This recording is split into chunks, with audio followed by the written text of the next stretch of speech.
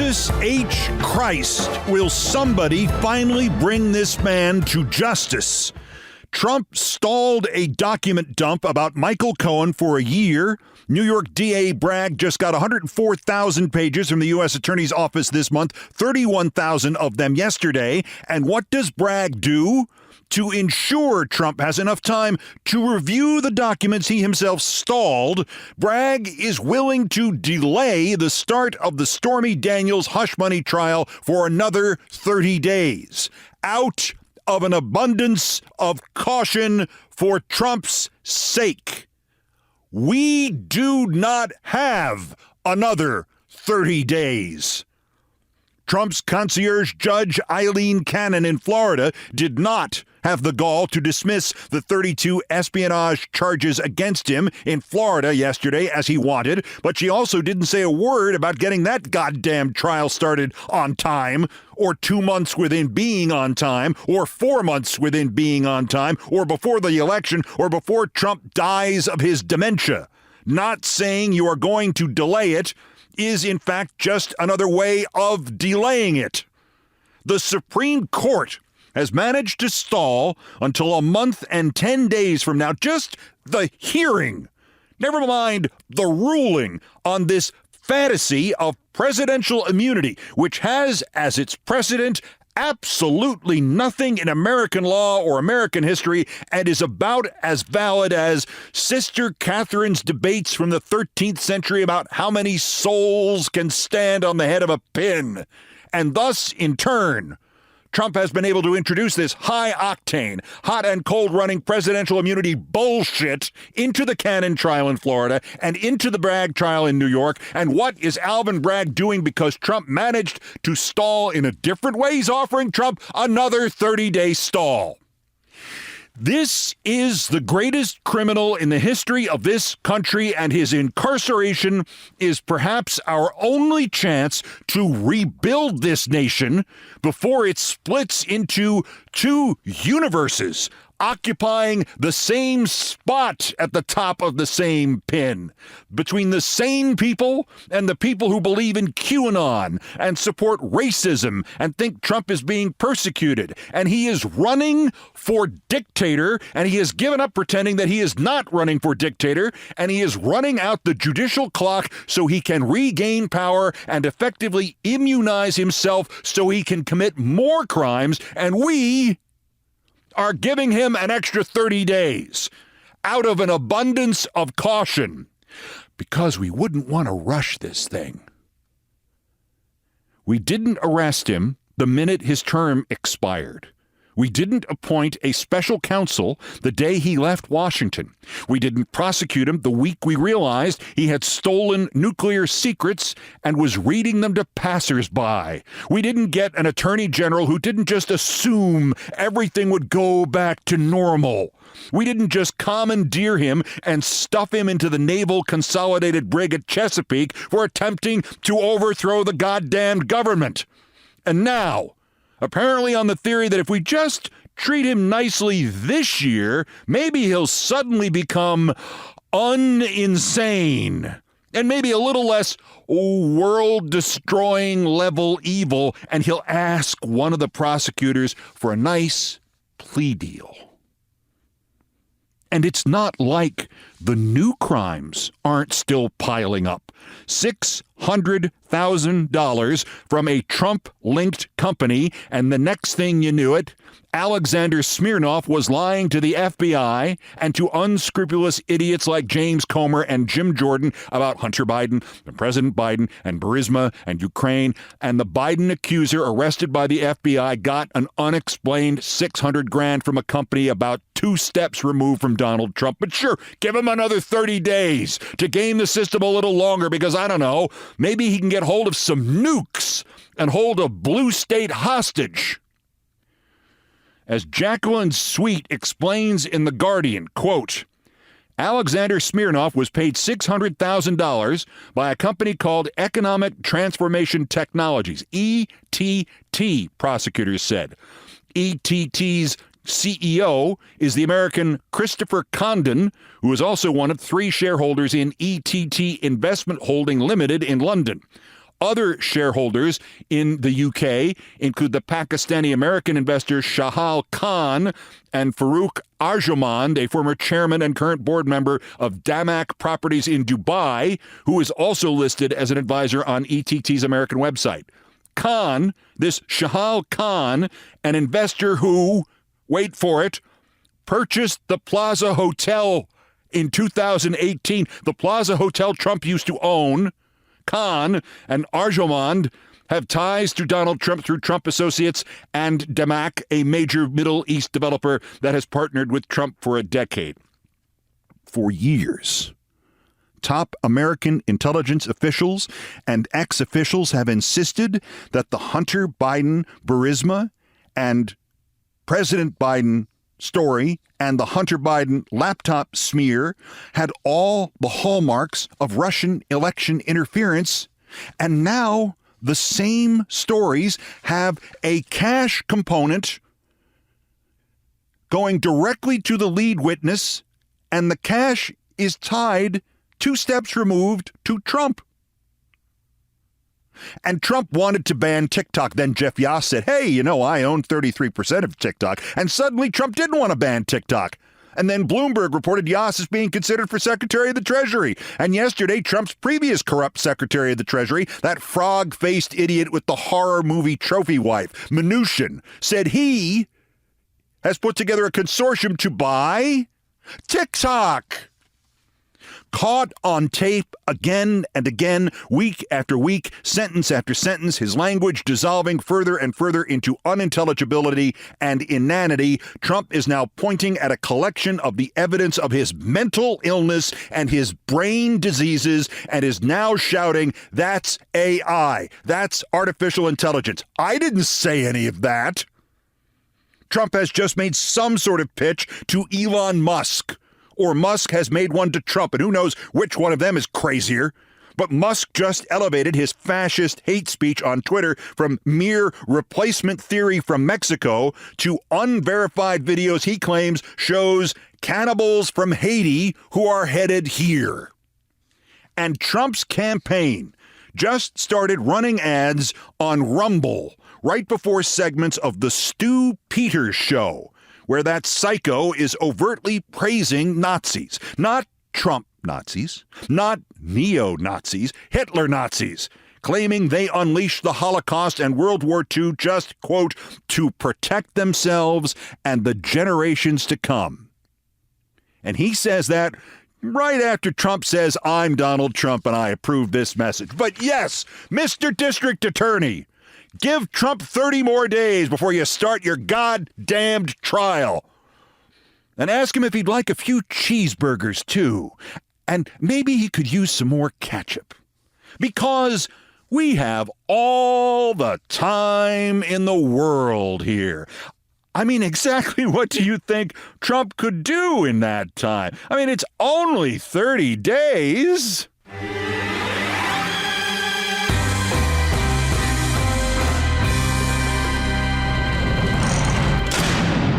Meanwhile, the frontrunner for vice president on Robert F. Kennedy Jr.'s Trump stalking horse campaign, Aaron Rodgers, has issued a carefully crafted non-denial denial of CNN's report that at the 2013 Kentucky Derby post-party, he told their investigative reporter Pamela Brown that the murder of toddlers at Sandy Hook School never happened, that the children never existed, that the government made it up and the media lied about it.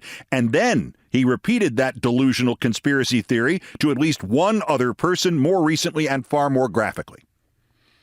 Unfortunately for Aaron Rodgers, and presumably for Robert F. Kennedy Jr., who has said nothing since the story broke and who, again, I can't be certain, would find that this disqualifies Rodgers or makes Kennedy like him more. Unfortunately, it all comes as a sports broadcasting website digs up literally dozens of other conspiracy theories Rodgers has endorsed, and in the last few weeks. First, what Rodgers wrote on Twitter X, and I'll do the annotations and translations. Quote, as I'm on the record saying in the past, what happened in Sandy Hook was an absolute tragedy, unquote. Well, the problem with that phrase is he doesn't say what happened in Sandy Hook. This proves to be a running theme for this Aaron Rodgers statement. Quote, I am not and have never been of the opinion that the events did not take place, unquote.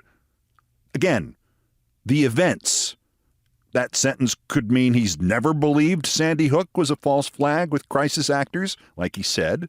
Or it could mean he's always believed Sandy Hook was a false flag with crisis actors. Quoting, again, I hope that we will learn from this and other tragedies to identify the signs that will allow us to prevent unnecessary loss of life, unquote. Another generic sentence that might have something to do with Sandy Hook, or with Sandy Hook denialism, or with the dangers of explosions at your local goiter clinic. Quote, my thoughts and prayers continue to remain with the families affected, along with the entire Sandy Hook community. That's nice. You talk like a politician. Nowhere in here is there anything resembling a denial that he said what CNN quoted him as saying. There's no denial in here in which he says he believes Sandy Hook was other than the most of our many brutal turning points in this nation's descent into callousness and inhumanity and gun worship. There's no anything in that statement.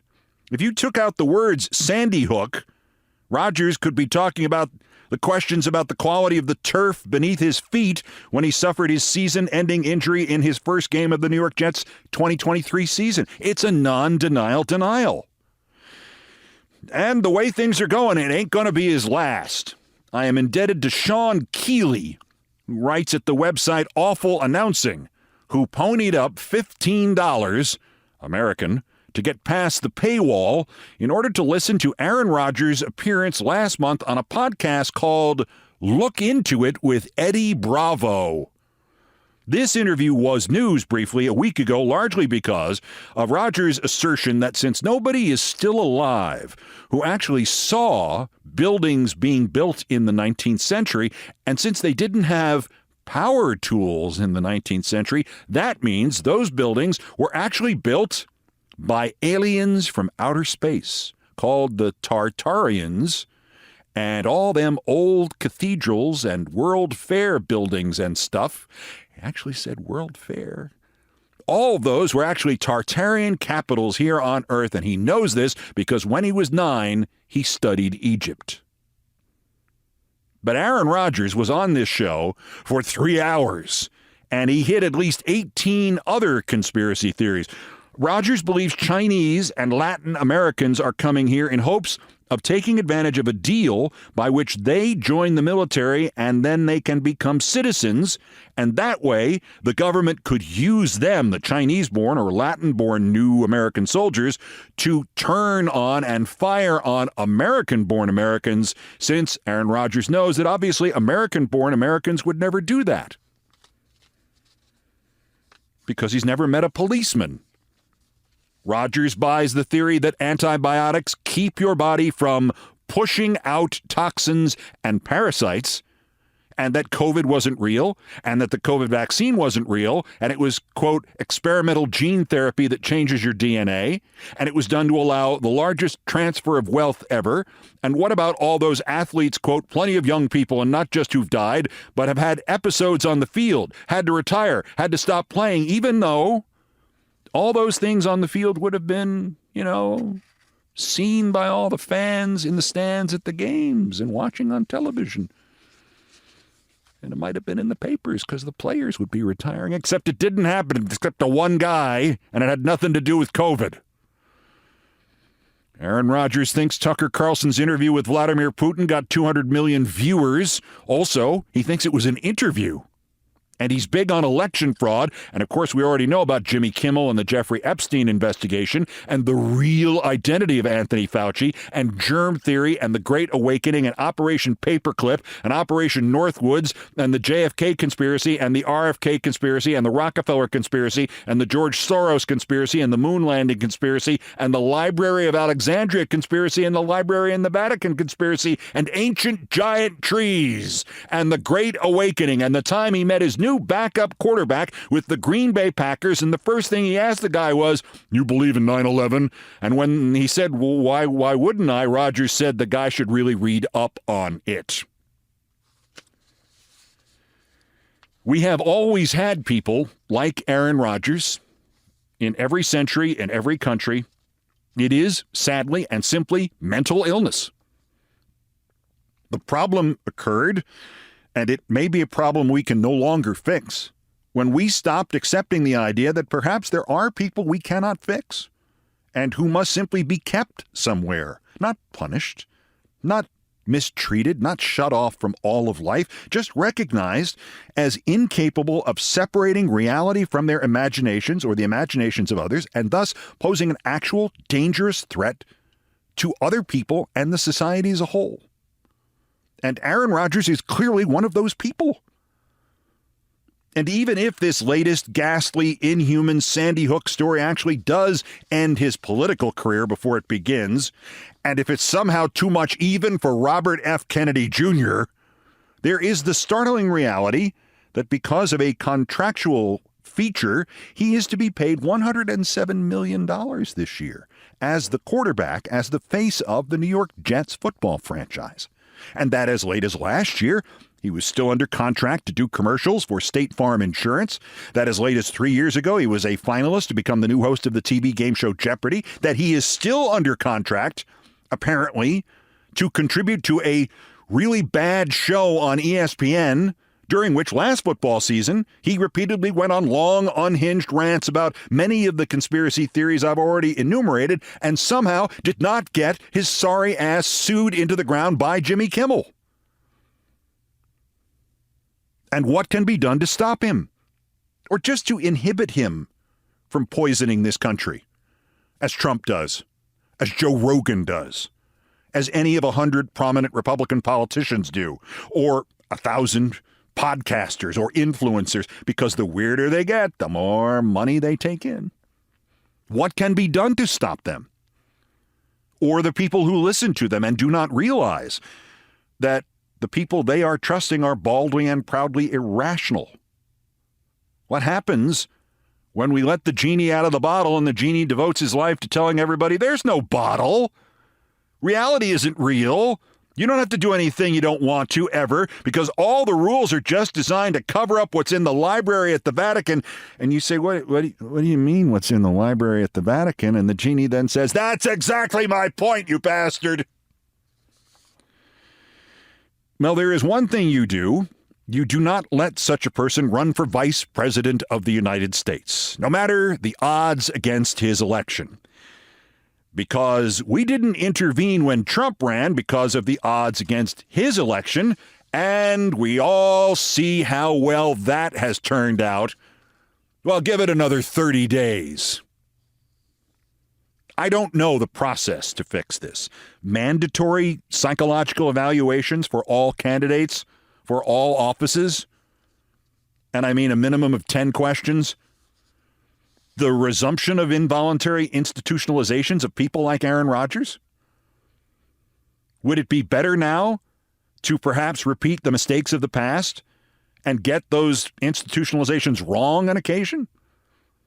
I'm afraid it would be. I'm afraid it would be better, because there are decisions about, the climate and the atmosphere and the planet that will be made in the next 10 years that will decide whether or not anything is still living anywhere here a century from now. And we cannot have those decisions being made by people who insist that because there are no living witnesses to the building of City Hall in New York, it must have been put there by extraterrestrials who came here from somewhere else and brought their own power tools.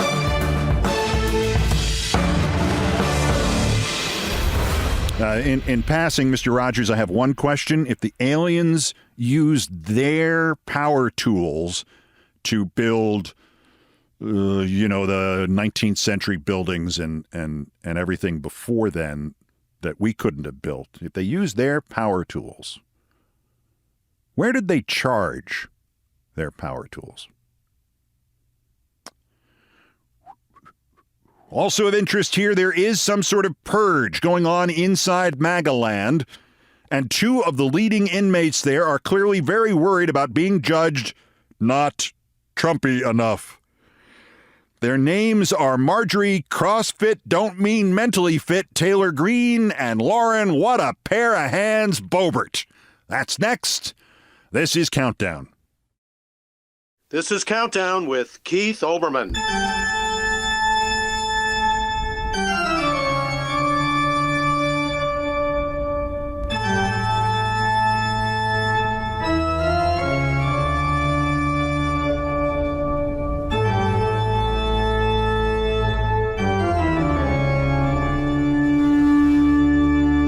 Still ahead of us on this edition of Countdown Fridays with Thurber. February 13th, 1931.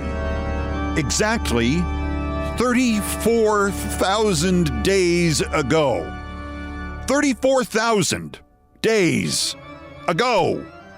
16 presidents ago. 34,000 days ago today, February 13th, 1931. The day James Thurber's story, The Greatest Man in the World, hit newsstands in the latest edition of the New Yorker magazine. And all he did in it 34,000 days ago was to foretell the political cataclysm that would befall this nation the day we finally met someone who could, pretty much, fool all the people all the time. Thurber, of course, had a better solution than real life could provide. He took the greatest man in the world, and he pushed him out. But I'm spoiling the outcome to the story, aren't I? Next. First, still more idiots to talk about the daily roundup of the miscreants, morons, and Dunning-Kruger effect specimens who constitute today's worst persons in the world. And there is an editor's note here. You may have noticed since I debuted this feature on Countdown in 2005, the first episode was designed to be in defense of criticism of Tucker Carlson on MSNBC. That's how long ago it was. It pretty much has been designed to illuminate and hopefully embarrass the people who are worthy of being on the list. There's no practical outcome to this, and they're not usually literally the worst persons in the world. It's just done to give them a little of a Muhammad Ali theory of fighting. Yes, you may come in and punch us, but I'm going to give you a little something to take with you and leave a mark as you go back. That's all it's been about. Just embarrassing the people who deserve to be on this list for doing detrimental things to, mankind in general. So I'm leaving Katie Tur off the list after yesterday's comment because there's nothing I can do to embarrass her more than she's doing to embarrass herself every day. The Bronze, worse, Speaker Mike Johnson. Sure, he has this creepy vibe of, no, there's no particular reason you can't look in my basement, but no, you can't look in my basement. Sure, every other day he says something that makes you think, this guy has only been out of his own home like 3 or 4 times in his life. And sure, he's been an utterly ineffective Speaker of the House, and he has many of them thinking, geez, maybe Kevin McCarthy's IQ was in double digits. But then there's the real problem. He's an idiot.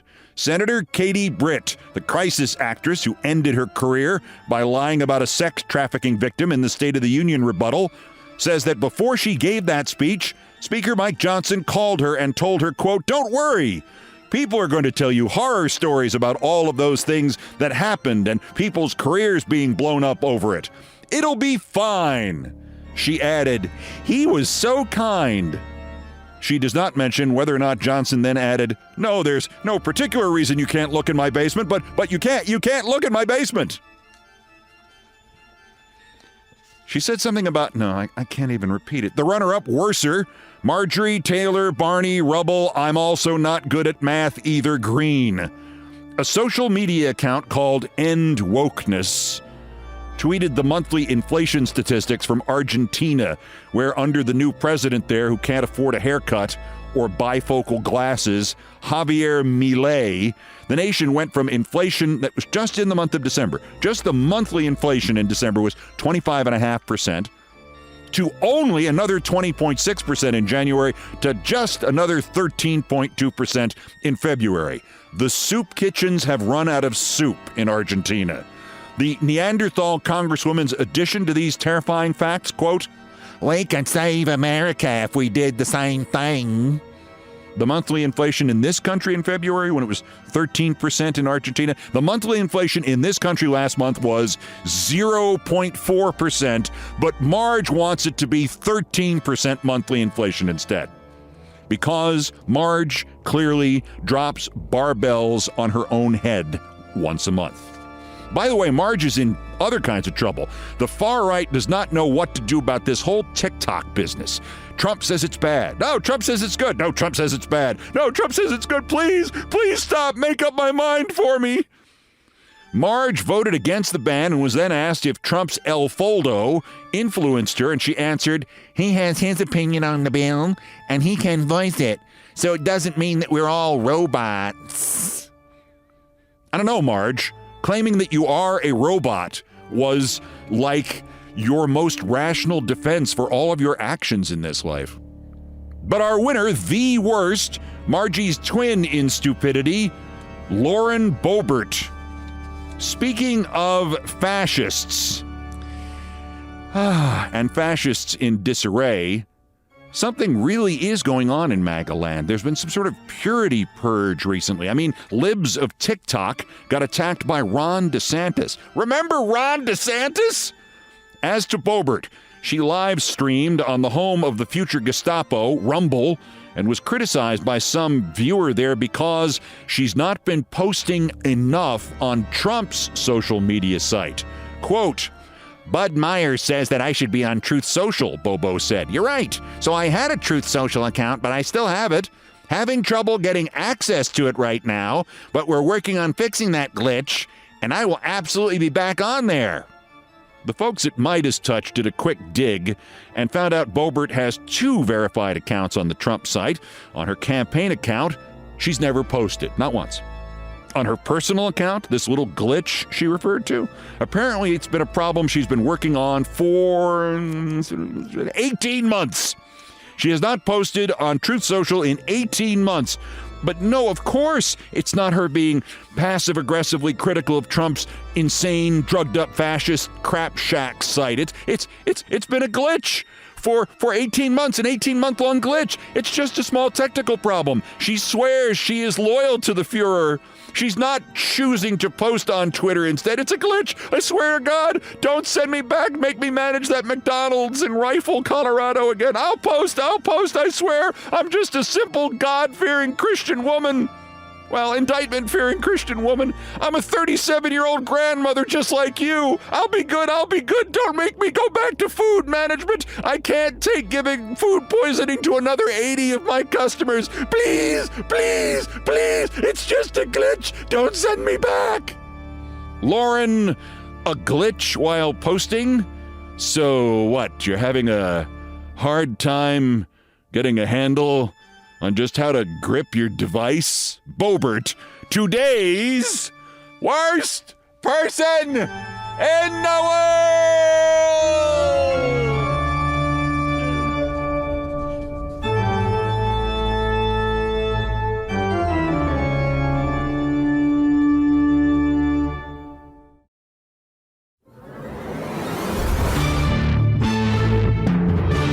Fridays with Thurber, exactly 34,000 days ago today, this came out. Sit back and relax, if relax is the right word for it, for The Greatest Man in the World by James Thurber. Looking back on it now from the vantage point of 1940, one can only marvel that it had not happened long before it did. The United States of America had been, ever since Kitty Hawk, blindly constructing the elaborate petard by which sooner or later it must be hoist. It was inevitable that someday there would come roaring out of the skies a national hero of insufficient intelligence, background, and character successfully to endure the mounting orgies of glory prepared for aviators who stayed up for a long time or flew a great distance. Both Lindbergh and Byrd, fortunately for national decorum and international amity, had been gentlemen. So had our other famous aviators. They wore their laurels gracefully, withstood the awful weather of publicity, married excellent women, usually of fine family, and quietly retired to private life and the enjoyment of their varying fortunes. No untoward incidents on a worldwide scale marred the perfection of their conduct on the perilous heights of fame. The exception to the rule was, however, bound to occur, and it did, in July 1937 when Jack Pal Smirch, erstwhile mechanic's helper, in a small garage in Westfield, Iowa, flew a second-hand, single-motored, Breasthaven Dragonfly 3 monoplane all the way around the world without stopping.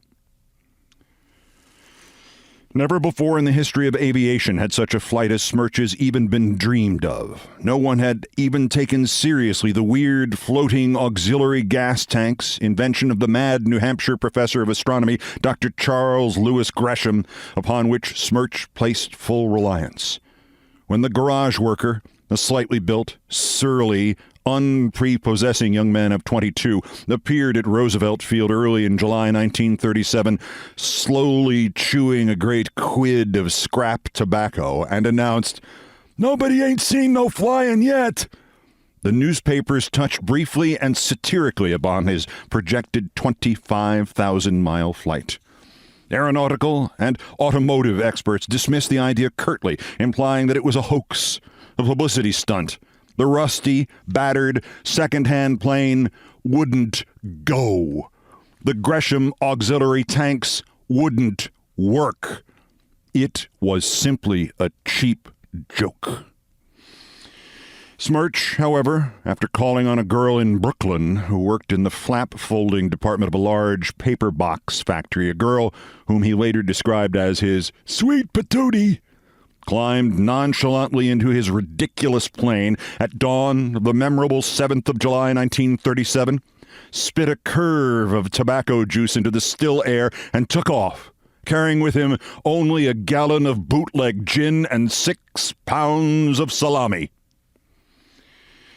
When the garage boy thundered out over the ocean, the papers were forced to record in all seriousness that a mad, unknown young man, his name was variously misspelled, had actually set out upon a preposterous attempt to span the world in a rickety one-engine contraption, trusting to the long-distance refueling device of a crazy schoolmaster. When 9 days later, without having stopped once, the tiny plane appeared above San Francisco Bay, headed for New York, spluttering and choking to be sure, but still magnificently and miraculously aloft, the headlines, which long since had crowded everything else off the front page, even the shooting of the governor of Illinois by the Valetti gang, swelled to unprecedented size, and the news stories began to run to 25 and 30 columns. It was noticeable, however, that the accounts of the epoch-making flight touched rather lightly upon the aviator himself. This was not because the facts about the hero as a man were too meager, but because they were too complete. Reporters who had been rushed out to Iowa when Smirch's plane was first sighted over the little French coast town of Cergy-le-Maire to dig up the story of the great man's life had promptly discovered that the story of his life could not be printed. His mother, a sullen short-order cook in a shack restaurant on the edge of a tourist's camping ground near Westfield, met all inquiries as to her son with an angry, "The hell with him. I hope he drowns." His father appeared to be in jail somewhere for stealing spotlights and lap robes from tourists' automobiles. His young brother, a weak-minded lad, had but recently escaped from the Preston, Iowa reformatory and was already wanted in several western towns for the theft of money order blanks from post offices. These alarming discoveries were still piling up at the very time that Pal Smirch, the greatest hero of the 20th century, blear-eyed, dead for sleep, half-starved, was piloting his crazy junk heap high above the region in which the lamentable story of his private life was being unearthed, headed for New York and a greater glory than any man of his time had ever known. The necessity for printing some account in the papers of the young man's career and personality had led to a remarkable predicament. It was, of course, impossible to reveal the facts, for a tremendous popular feeling in favor of the young hero had sprung up like a grass fire when he was halfway across Europe on his flight around the globe.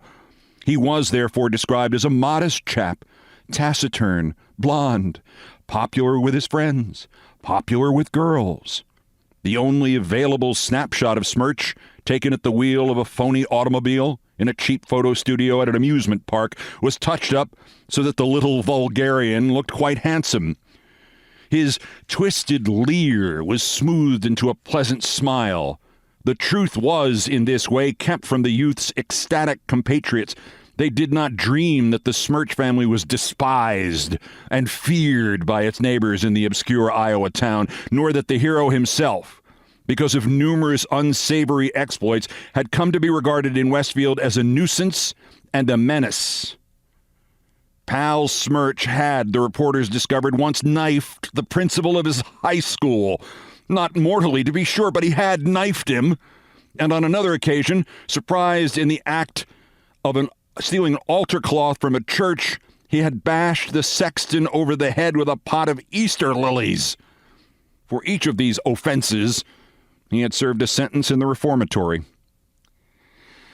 Inwardly, the authorities, both in New York and in Washington, prayed that an understanding Providence might, however awful such a thing seemed, bring disaster to the rusty, battered plane and its illustrious pilot, whose unheard-of flight had aroused the civilized world to hosannas of hysterical praise. The authorities were convinced that the character of the renowned aviator was such that the limelight of adulation was bound to reveal him to all the world as a congenital hooligan, mentally and morally unequipped to cope with his own prodigious fame.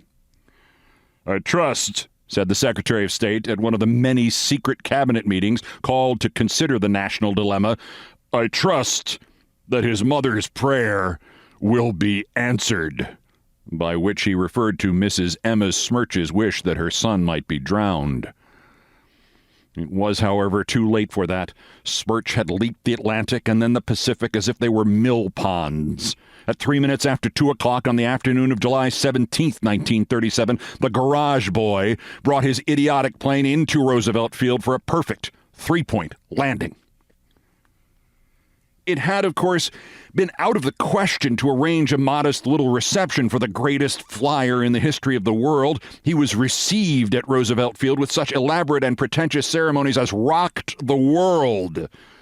Fortunately, however, the worn and spent hero promptly swooned, had to be removed bodily from his plane, and was spirited from the field without having opened his mouth once.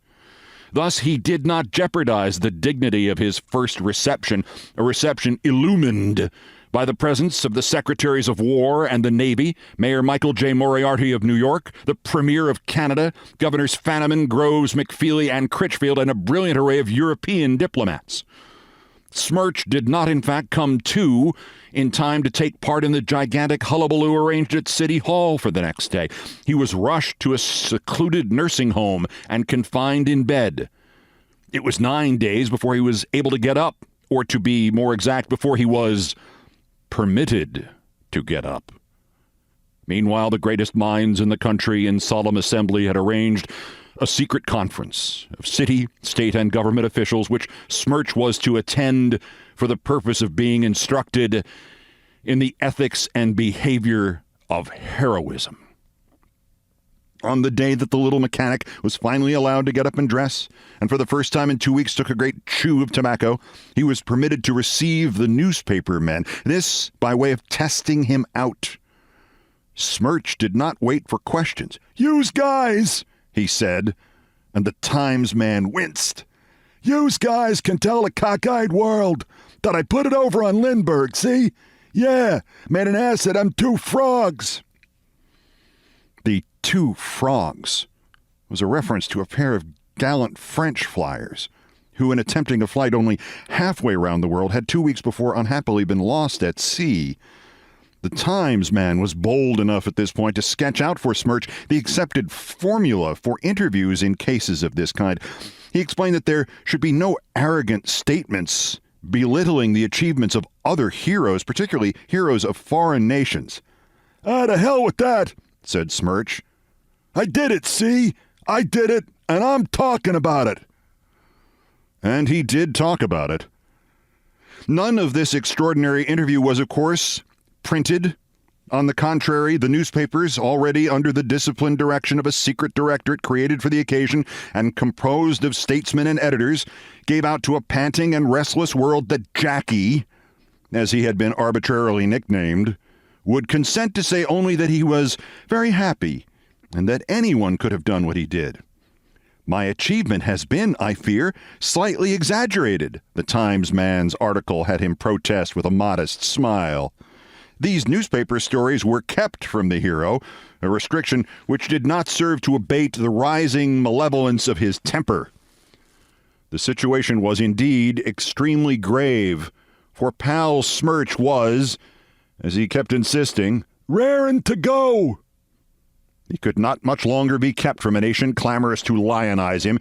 It was the most desperate crisis the United States of America had faced since the sinking of the Lusitania. On the afternoon of the 27th of July, Smirch was spirited away to a conference room in which were gathered mayors, governors, government officials, behaviorist psychologists, and editors. He gave them each a limp, moist paw and a brief, unlovely grin. "Hiya," he said. When Smirch was seated, the mayor of New York arose and, with obvious pessimism, attempted to explain what he must say and how he must act when presented to the world, ending his talk with a high tribute to the hero's courage and integrity. The mayor was followed by Governor Fetterman of New York, who, after a touching declaration of faith, introduced Cameron Spottiswoode, second secretary of the American Embassy in Paris, the gentleman selected to coach Smirch in the amenities of public ceremonies. Sitting in a chair with a soiled yellow tie in his hand and his shirt open at the throat, unshaved, smoking a rolled cigarette, Jack Smirch listened with a leer on his lips. I get you, he cut in nastily. "You want me to act like a softy, huh? You want me to act like that mebbity baby face Lindbergh, huh? Well, nuts to that, see?" Everyone took in his breath sharply. It was a sigh and a hiss. "Mr. Lindbergh," began a United States senator, purple with rage, "and Mr. Byrd," Smirch, who was paring his nails with a jackknife, cut in again. "Boyd," he exclaimed. "Oh, for God's sake, that big—" Somebody shut off the blasphemies with a sharp word. A newcomer had entered the room. Everyone stood up except Smirch, who was still busy with his nails, and he did not even glance up. "Mr. Smirch," said someone sternly, "the President of the United States." It had been thought that the presence of the chief executive might have a chastening effect on the young hero, and the former had been, thanks to the remarkable cooperation of the press, secretly brought to the obscure conference room. A great, painful silence fell. Smirch looked up, waved a hand at the president. "How you coming?" he asked, and began rolling a fresh cigarette. The silence deepened. Someone coughed in a strained way. "Geez, it's hot, ain't it?" said Smirch. He loosened two more shirt buttons, revealing a hairy chest and the tattooed word Sadie enclosed in a stenciled heart. The great and important men in the room, faced by the most serious crisis in American history, exchanged worried frowns. Nobody seemed to know how to proceed. Come on, said Smirch. "Let's get the hell out of here. When do I start cutting in on the parties, huh? And when is there gonna be this in it?" He rubbed a thumb and forefinger together meaningly. "Money?" exclaimed a state senator, shocked, pale. "Yeah, money," said Pal, flipping his cigarette out of the window. "And big money." He began rolling a fresh cigarette. "Big money," he repeated, frowning over the rice paper. He tilted back in his chair and leered at each gentleman separately. The leer of an animal that knows its power. The leer of a leopard loose in a bird and dog shop. For God's sake, let's get someplace where it's cooler, he said. I've been cooped up plenty for 3 weeks. Smirch stood up and walked over to an open window, where he stood staring down into the street 9 floors below. The faint shouting of newsboys floated up to him. He made out his name. "Hot dog!" he cried, grinning, ecstatic. He leaned out over the sill. "You tell 'em, babies!" he shouted down. "Hot diggity dog!" In the tense little knot of men standing behind him, a quick, mad impulse flared up. An unspoken word of appeal, of command, seemed to ring through the room, yet it was deadly silent. Charles K. L. Brand, secretary to the mayor of New York City, happened to be standing nearest Smirch. He looked inquiringly at the President of the United States. The President, pale, grim, nodded shortly. Brand, a tall, powerfully built man, once a tackle at Rutgers University, stepped forward, seized the greatest man in the world by his left shoulder and the seat of his pants, and pushed him out the window. "My God, he's fallen out the window!" cried a quick-witted editor. "Get me out of here!" cried the president. Several men sprang to his side, and he was hurriedly escorted out of a door toward a side entrance of the building.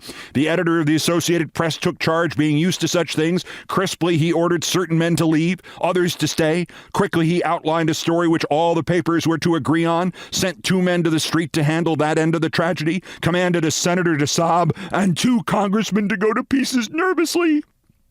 In a word, he skillfully set the stage for the gigantic task that was to follow, the task of breaking to a grief-stricken world the sad story of the untimely, accidental death of its most illustrious and spectacular figure. The funeral was, as you know, the most elaborate, the finest, the solemnest, and the saddest ever held in the United States of America. The monument in Arlington Cemetery, with its clean white shaft of marble and the simple device of a tiny plane carved on its base, is a place for pilgrims in deep reverence to visit. The nations of the world paid lofty tributes to little Jackie Smirch, America's greatest hero. At a given hour, there were 2 minutes of silence throughout the nation. Even the inhabitants of the small, bewildered town of Westfield, Iowa, observed this touching ceremony. Agents of the Department of Justice saw to that. One of them was especially assigned to stand grimly in the doorway of a little shack restaurant on the edge of the tourists' camping ground just outside the town. There, under his stern scrutiny, Mrs. Emma Smirch bowed her head over 2 hamburger steaks sizzling on her grill, bowed her head and turned away so that the Secret Service man could not see the twisted, strangely familiar leer on her lips. The Greatest Man in the World by James Thurber.